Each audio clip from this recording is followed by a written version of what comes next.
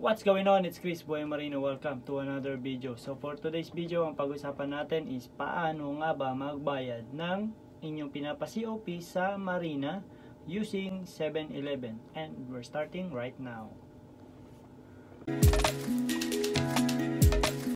So ang first is dapat makapasa na kayo sa final evaluation, and then ang susunod is lalabas, pag wala naman mga problema, is ang payment initiation. So once ma-check nyo sa inyong mga mismo account at ang inyong pinapa-COP ang nakalagay is for payment initiation, yun na yung indication na pwede na kayo mag-generate ng reference number. So paano nga pa mag-generate na reference number is i-click nyo lang yung inyong pinapa-COP dun sa application, then makikita nyo doon is meron doon na generate reference number. So i-click nyo lang yun, and then may lalabas doon ng mga option na pwede kayo magbayad sa GCash, 7-Eleven. So kung ang topic natin for today is paano magbayad using 7-Eleven, syempre ang i-click natin is ang 7-Eleven.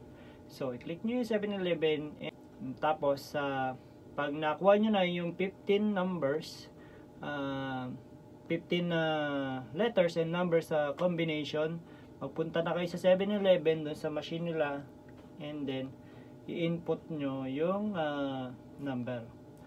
So mag-search, pagdating nyo sa 7-Eleven pala is pumunta kayo doon sa search button, and then ang i-search nyo is Marina Piso Pay.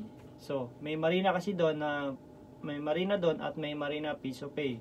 So kung ang babayaran nyo is for COP, ang pindutin nyo is Marina Piso Pay, kasi yun yung may 15 digit na babayaran. So pag-click nyo nun at lagay nyo yung price 180 per ng pinapa-COP nyo o kung ilan yan, and then i-print nyo at bayaran nyo na dun sa 7-Eleven. So take note na meron lang kayong 24 hours after nyo ma-generate yung reference number para bayaran sa 7-Eleven.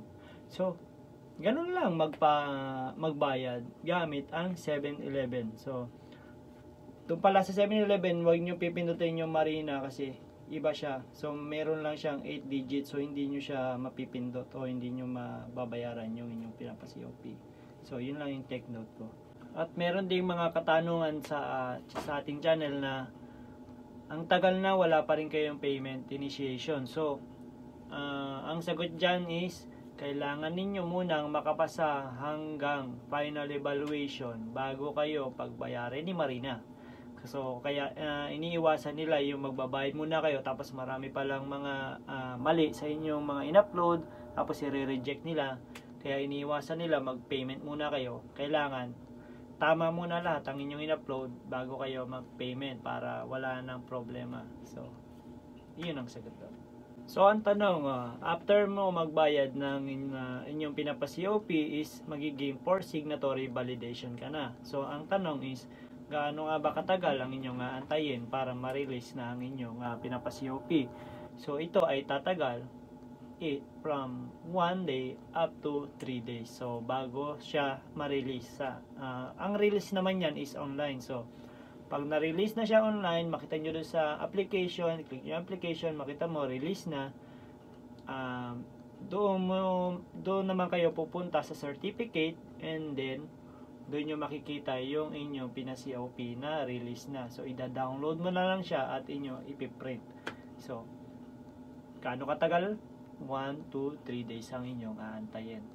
So yun lang. So thank you guys for watching. I'll see you next time. Ciao.